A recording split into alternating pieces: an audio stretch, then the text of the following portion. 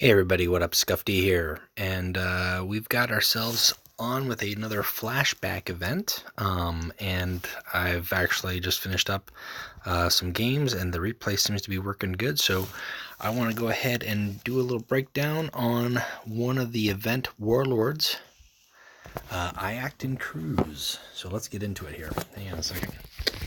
Make sure the camera's fixed, and we are good to go.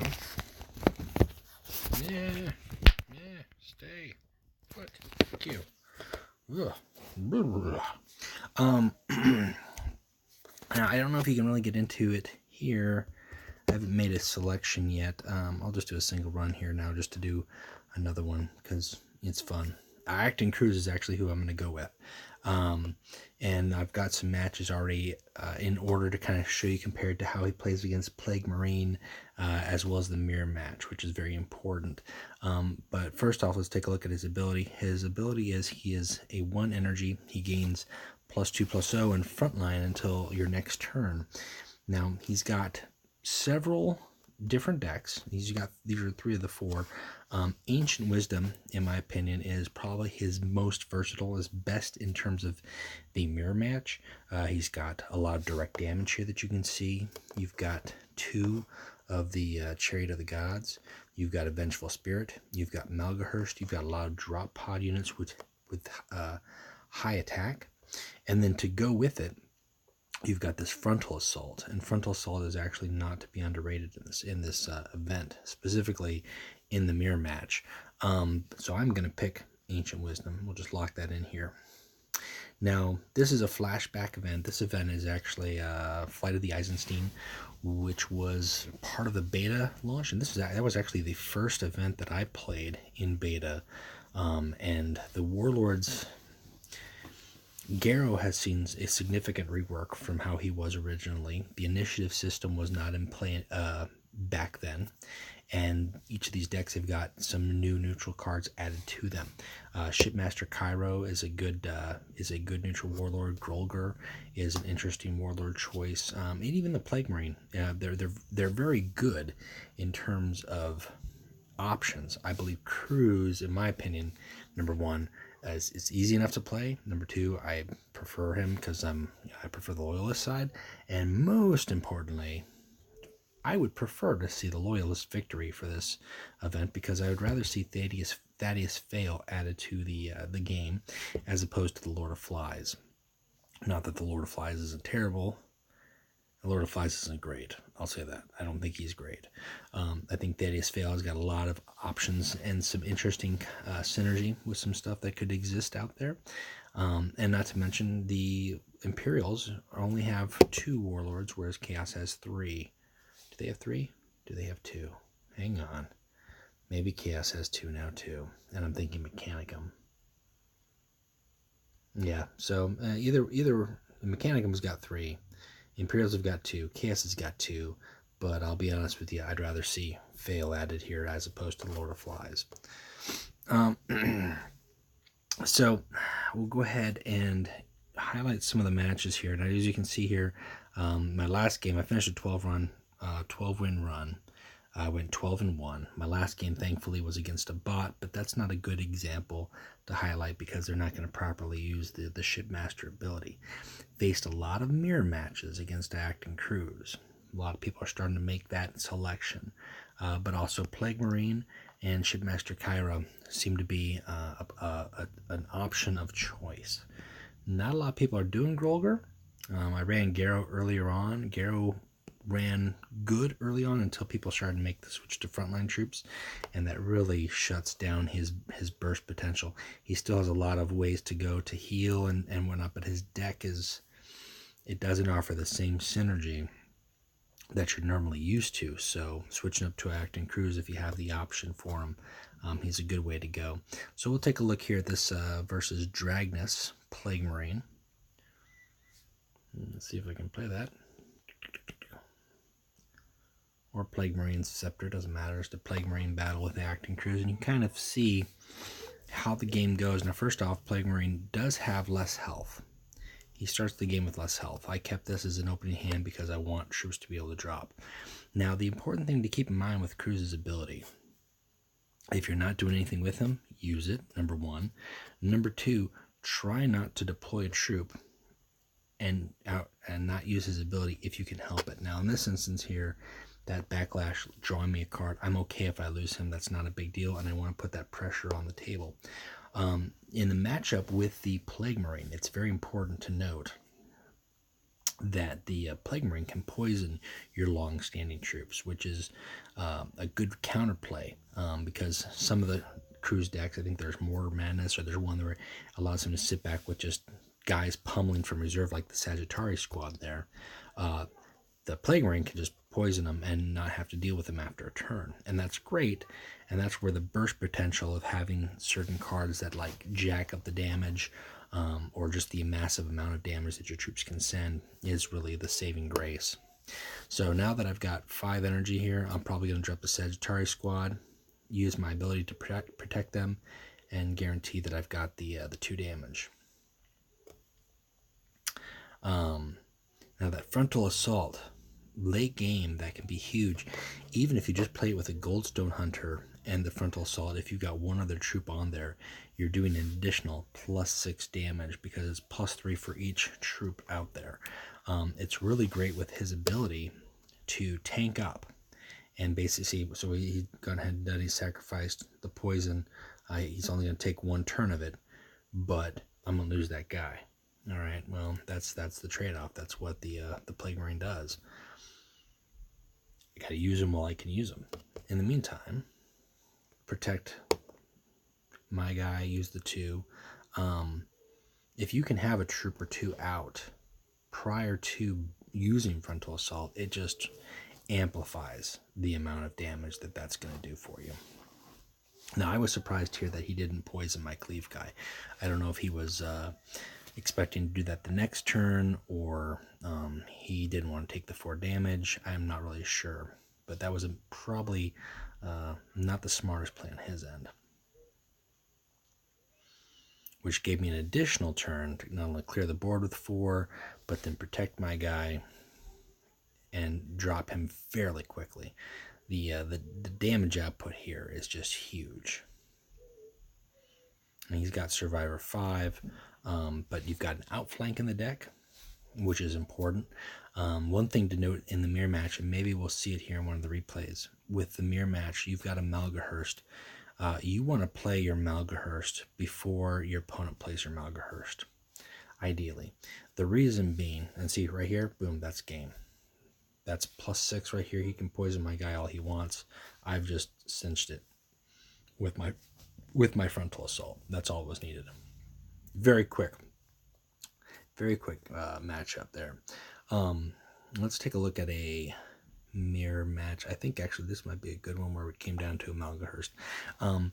You want to do it before he gets his Malgahurst out, because that puts the pressure on him to not play any of his tactics. If he's playing his outflank or his Chariot of the Gods or his Vengeful Spirit, he's going to give you that tactic too. And if you are ahead enough in life, you can eat whatever he's got, take the tactics that he's given you, and then turn them around to your benefit. Starting out with Jubok is huge. That's a massive benefit in this, in the event in general, any event where you've got Jubok or I'm trying to think, probably Melgator is a good another example. When there's or if there's not a lot of stealth removal cards in the decks, and I've seen a few, but I haven't seen them in every deck. If you ever have a stealth troops, that's a pretty powerful benefit to start with.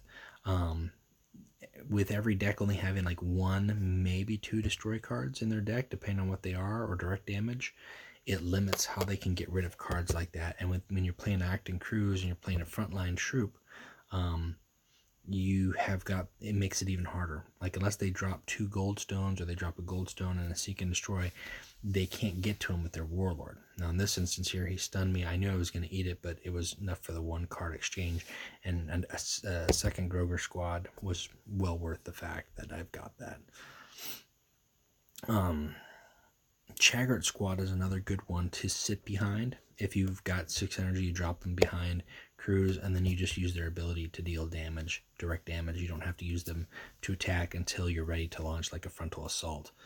Now in this instance here, I've got 2 units on the table. He's got enough to drop a defensive satellites if he rolls with it, but if he doesn't, he's not going to be able to get rid of both those guys without a dedicated action. And in this instance, he didn't use that action.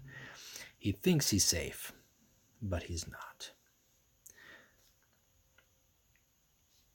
I'm going to let myself jam that guy because I'm facing here a mirror deck. So the 2 cards in a mirror deck that you'd want to jam, either a Sagittari, Malgahurst is a good jam, potential because you're removing that passive ability he's got, and even the Chaggart Squad here. If you can jam those guys, making them just a 4/5, it really drops their value in the mirror game because they're banking on using that cleave regardless of you being a frontline or not. If they lose it, that hurts. That makes them sad. Now, I didn't drop the Malgahurst here because I want to still be able to protect him. I'll probably drop him next turn if I remember correctly, which just makes it harder. And now, see, he's got to dedicate everything he can to get behind my front line. And if he's spending tactics such as that, his goldstones to get behind my stuff, that puts me ahead. That's where I want him to be. You might think, oh, I traded 1 card for his 2, but those are 2 cards that he could easily have spent on my warlord to deal 7 damage. Now that he can't deal that 7 damage on my Malgahurst, he can't deal that 7 damage on my warlord. I'm technically up 7 damage through this game. Now we're even. He's got a Malgahurst, I've got a Malgahurst. His entire game plan at this point is shifted how he can get rid of my Malgahurst. I'm not going to play any of my tactics until I need to, but I won't need to for very long because I'm going to be able to lock this up fairly quickly. Because 8 damage is still 8 damage. You can do a destroy, you can do a chariot of the gods, you can do whatever you want. That right there, next turn, if he can't get rid of one of these guys without giving up a tactic, is 13 damage. And as you can see in my hand, I've got an additional 8 damage. He can jam my guy all he wants. I'm still doing way more just from those direct damage cards. And he had to blow his to get rid of my my Chaggart Squad. I forget the name of them. The Cleave 4 guys. I gladly will eat the 8 to deal with you 16-21. I could play the frontal assault too if I so chose. This is just a prime example of the mirror match. Who gets the better card out first, and who gets who forces the other opponent to make his moves. I made him blow his stuff to go after my Jubok, blow my stuff to go after my Chaggart, which left me free to drop my big heavy guys without having to worry about them. And then I could have just gone for the 5 and the 8, but I think I just wanted to play around with what I had.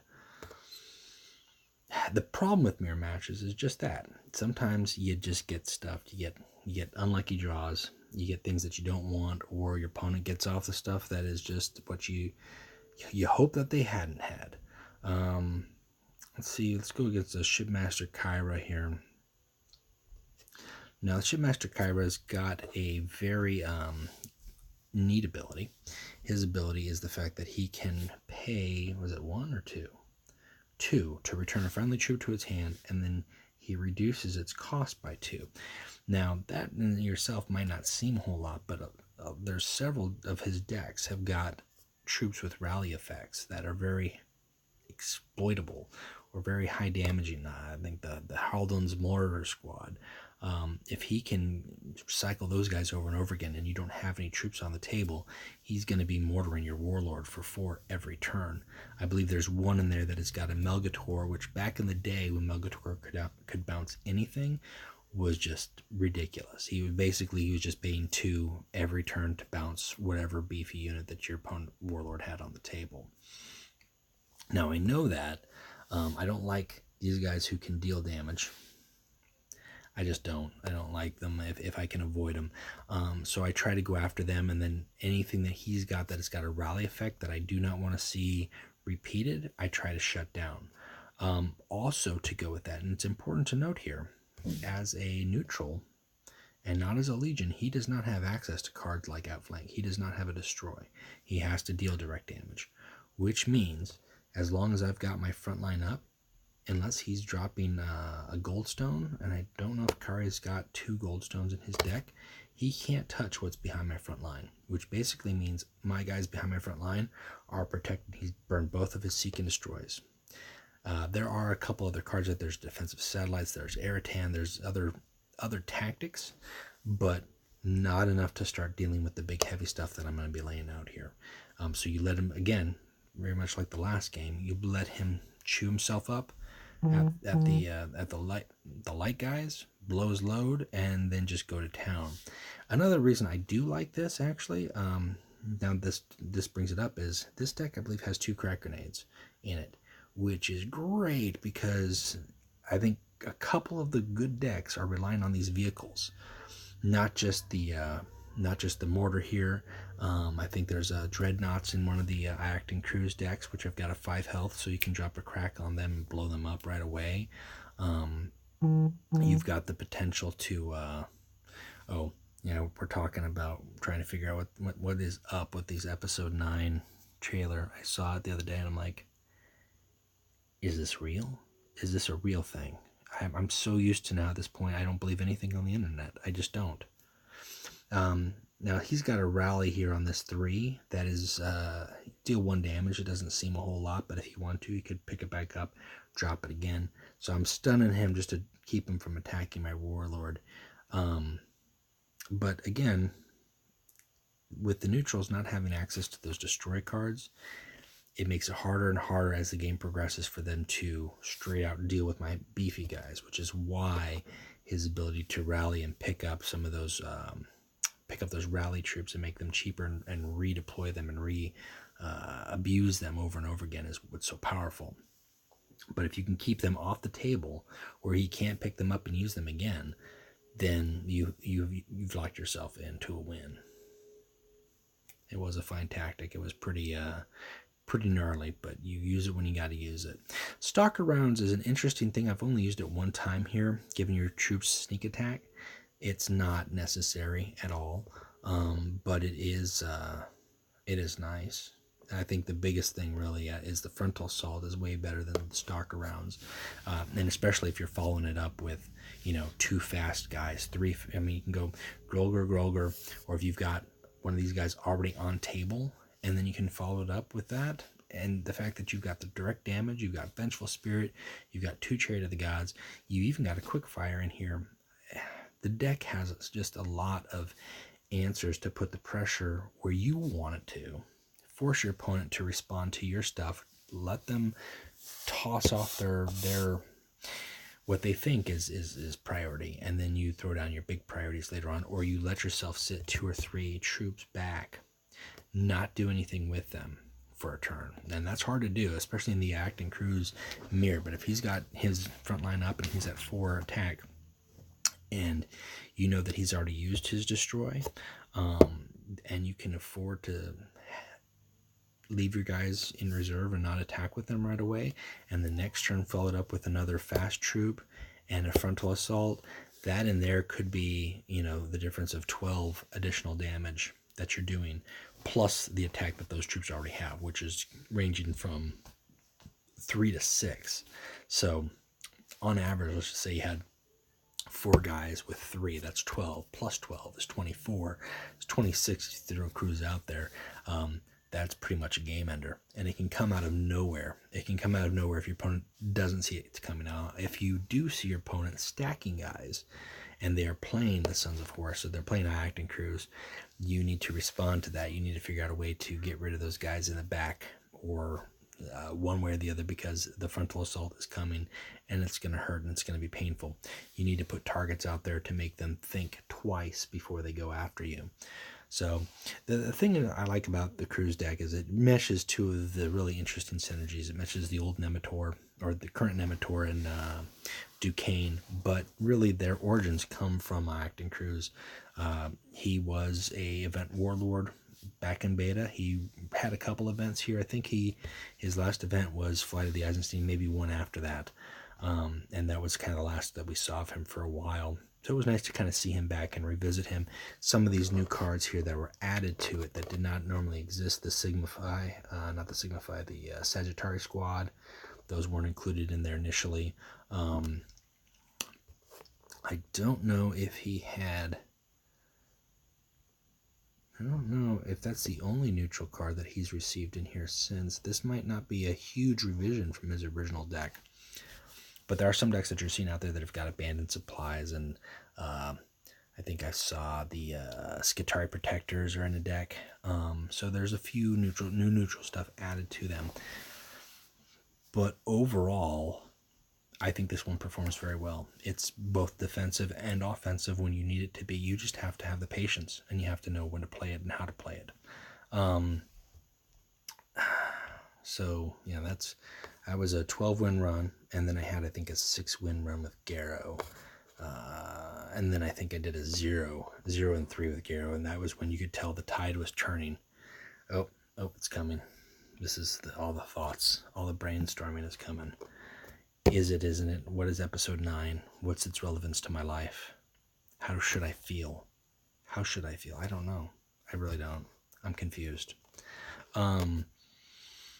Obviously, the problem with this is this video here and this breakdown, it will only be limited for the next 12 days. And when they begin the next event and there's no Iacton Qruze, then it kind of is irrelevant. But hopefully it serves some people some interest down the road. Maybe they'll bring back Qruze at some other point in other events. I think he's fun to play with. And I enjoy Loyalist Sons of Horus, just as much as I think the next Loyalist. So there's always that. And that's about all I can say. I mean, I hope that's beneficial for you. I hope you make your choices well. I don't think there's anything wrong with picking a couple of his other decks. I don't think there's anything wrong with picking Grolder. You just have to know how to play with them. You have to know when to hold them. You have to know when to fold them. You have to know when to hold them. Know when to fold them.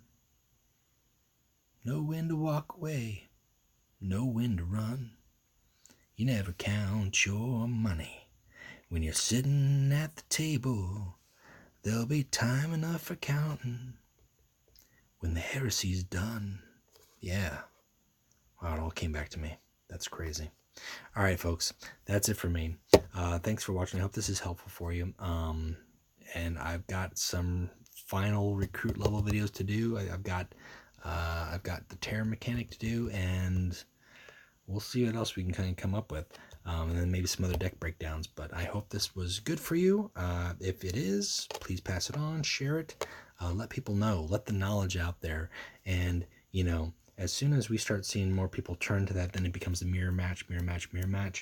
Hopefully it'll be that 7-day mark, and we'll get some reinforcements into the event, and that'll kind of break things up.